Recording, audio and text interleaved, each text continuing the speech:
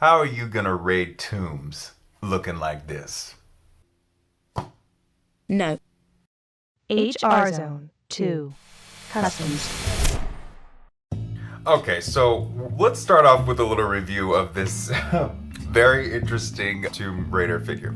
So this is a figure that came out in 1997. It's from a company called Toy Biz, and if you look at this action figure, the first thing you're gonna think is, what the hell is wrong with it? And you would be perfectly fine to ask that question. So a lot of action figures that were made in the 90s were kind of like they were supposed to be originally like a figurine that had no articulation, and then the toy company would go, okay, now let's just add some articulation. To get what I'm talking about, take a look at the original prototype here. You can see that it was sculpted as if it was supposed to be a sculpture, and then they went and added articulation, and in that pose is nothing much you can do with that. This is interesting choice. It has a mixed medium. The material is starting to fade out, but I'm not really worried about that because I'm gonna be removing it. She's got her pinky out. Well, let's make her a classy lady and put that finger out. What I'm going for is for this figurine at the end to look like how she does in the current remasters of the classics. To me, that is the absolute best design, and I want to replicate that for this figure. I saw a lot of other classic Tomb Raider figures that came out in the late 90s, early 2000s that are way better, but come on, this is way more interesting. This figure is pretty busted, and I think it would be interesting to give it a makeover. We're gonna get started by taking this figure apart and seeing what we can work with. So let's do that now.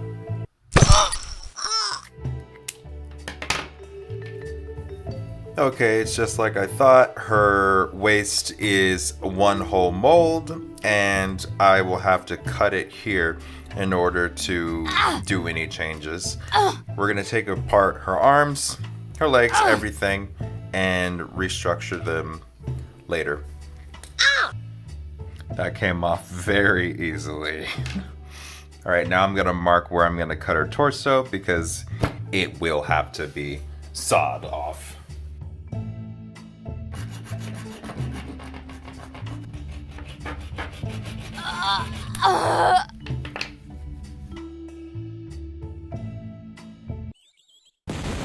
Okay, so now I'm gonna try to remove these part of like the backpack holders that are in the wrong place. They're supposed to be going over her shoulder, so I'm gonna remove this slightly and try to do it smoothly enough, and use the Dremel to do that.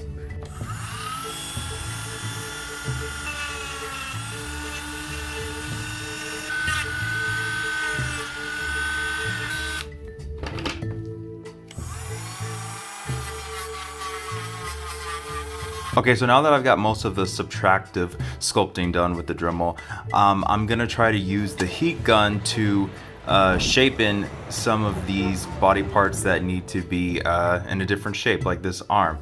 I'm gonna be careful to try not to melt it too much, but enough to manipulate it so that I could straighten out this arm, for example. So let's give that a try now.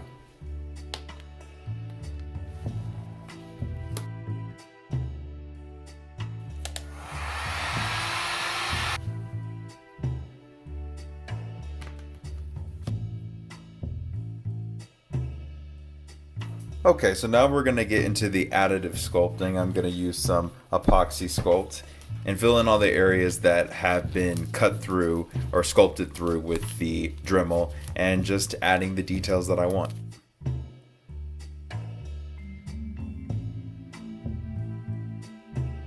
Because her body was twisted in the way that it was, I'm trying to add some clay here so that it's flattened.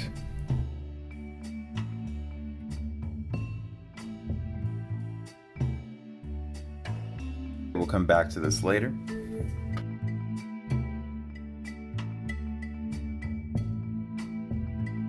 So now that the legs are in place, I did a little bit of refining and detailing to her right foot. Made it a little smaller, and I'm just going in and adding a few details to look more like this one. Okay, so now we're gonna start sculpting the details on her body, and we're gonna start with her shorts and work our way up to her shirt.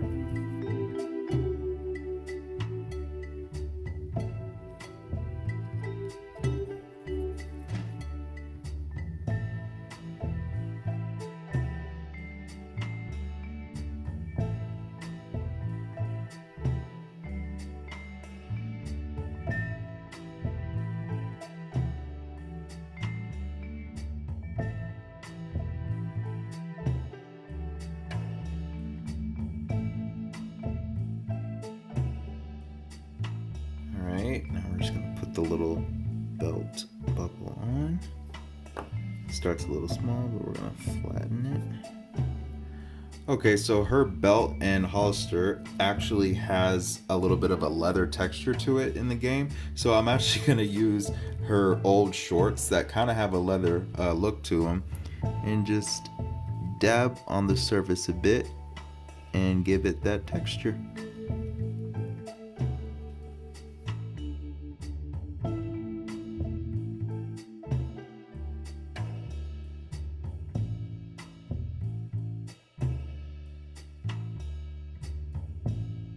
All right, thank you for your time.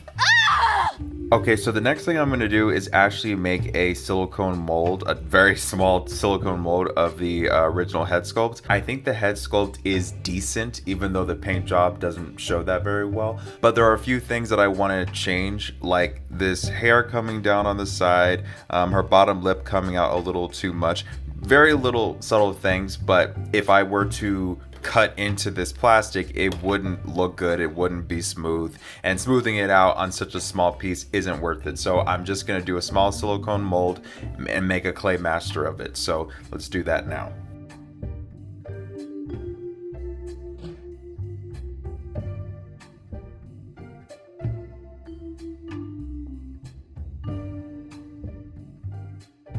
Okay, the mold has cured, so we're gonna get the head out. This is probably the smallest mold I've made in a long time. Alright, the mold looks good, so now we are gonna pour in some monster clay so that I can work with the clay master of the original.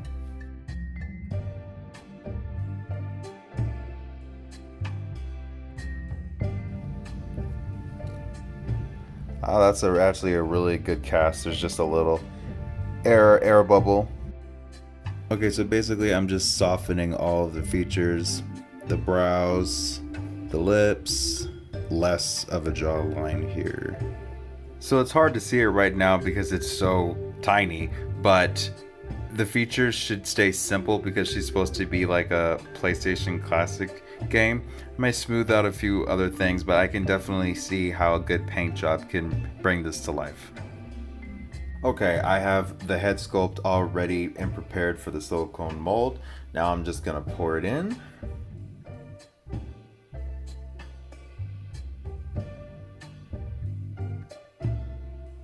We're gonna let that silicone cure for a few hours, and while that's curing, I'm gonna continue sculpting her body. For the hands and the arms, I really don't like the size of these hands, plus the weird little pinky out to make her look fancy. I'm gonna take this action figure that I have. This is actually a Darla action figure from Angel, and I'm gonna mold her hand holding the pistol in both hands and then make a resin cast and somehow attach it to this hand. And to do that, I'm gonna use some mold putty and make a silicone mold. Okay, now we're gonna take this mold off carefully.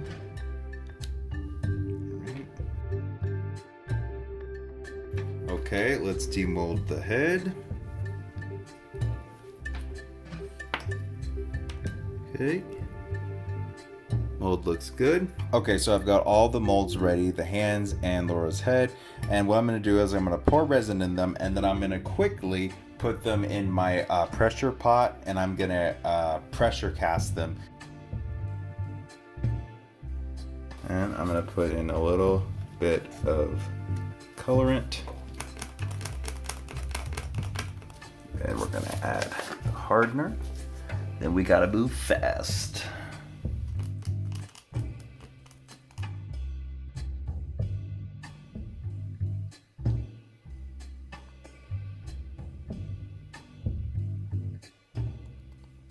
into the pressure pot they go. They're gonna be in there for about 10 minutes. Hopefully they come out good. Now it's time for the moment of truth to see how these cast. I do see the hand and the pistol. I think this is a good one. All right, we got a good cast. Okay, so now that I have a really good resin cast and a good mold, I've noticed that her head size I feel should be a little bit bigger. Even the original I felt was too small.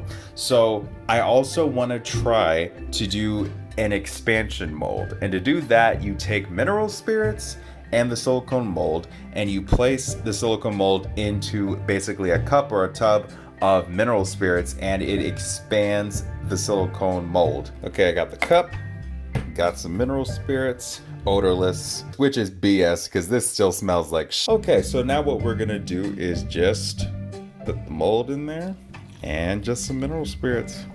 We're gonna let this expand and see how it is in the morning. Okay, welcome to the next day. And as you can see, it is much larger now. That size may be good or maybe be too small. Only one way to find out, and that is to do a resin test pour. So I've added some silicone mold putty to close the original part line where I cut it, just so that it can stay in the original shape as much as possible. And I don't want to use a rubber band because that could alter the shape. So we're gonna pour in the resin and gonna put it in the pressure pot and see how it turns out after. This actually came out very good. And as you can see, the exact same head sculpt, just enlarged. Aha. Now that I have all the pieces together, it's time to do the finishing touches by sanding out any of the rough areas, cleaning up any air bubbles, and then finally gluing all the pieces together. Now I'm gonna add details to the gloves. Okay, these should be good to go for now. Before I sculpt in the finishing details, I'm gonna glue all the pieces together using some super glue.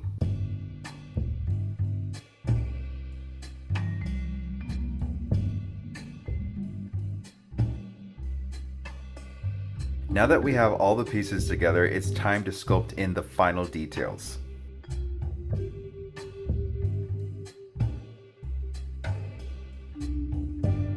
Just adding the finishing modifications to the backpack.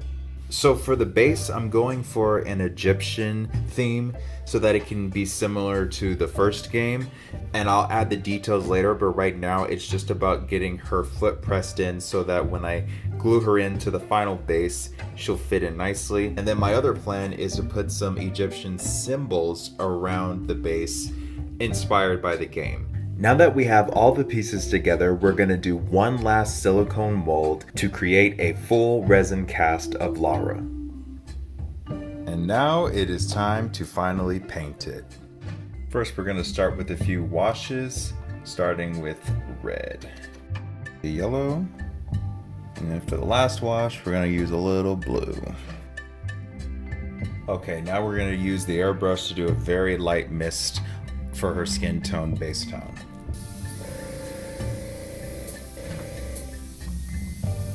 It's very light, but there is a slight difference in skin tone. So before we continue to paint, we're gonna go in and use some pastels to highlight her flesh tone.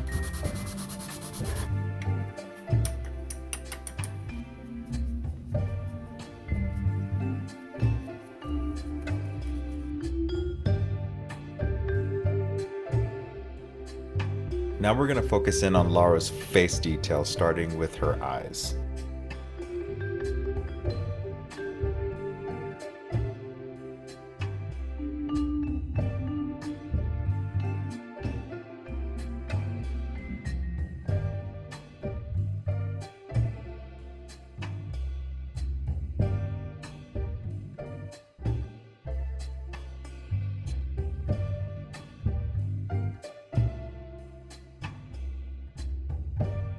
Okay, I'm happy with the face paint. Now it's time to start painting her hair.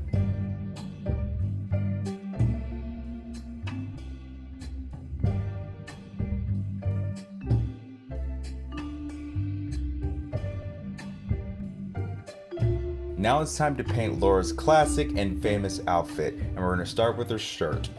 I'm going to have to guess on what colors to use for her shirt because it's very specific greenish blue like color. So what we're gonna do is we're gonna mix these two colors together with a little bit of probably gray to make it a little opaque and see what we get with that.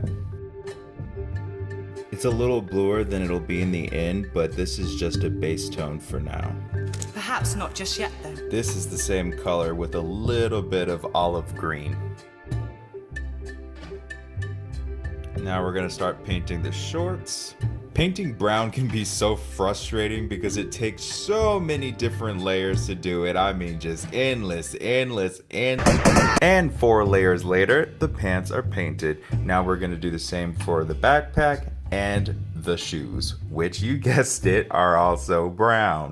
But it is a very light brown, so it actually blends in very nicely with the undertone color of the original resin.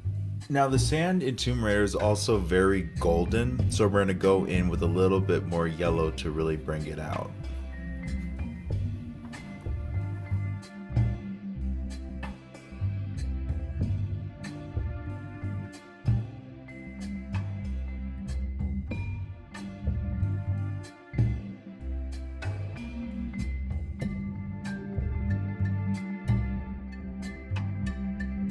Now we're gonna start to add the finishing touches like the gloves and the socks. Now we're gonna start painting the base. I had mentioned that I'm going for an Egyptian style. I'm gonna be using symbols that were inspired from the actual video game. Whether those are actual Egyptian signs or not, I have no idea, but I'm basing it off of what I see in the video game, and we're gonna go from there.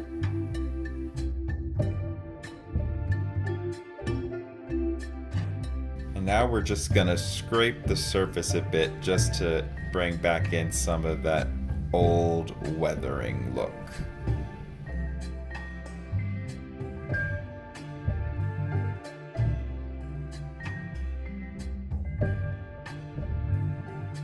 And as I finish up painting the final details on Lara's famous pistols, I just want to say thank you all so much for your support. I hope you enjoyed this video. Thank you for watching to the end of this video if you made it. If you enjoyed this video, please subscribe and give it a like. I would really appreciate it. And I really hope you like the transformation of this very interesting Lara Croft figure. And thank you so much for watching. And here is the big reveal. Keep it classy.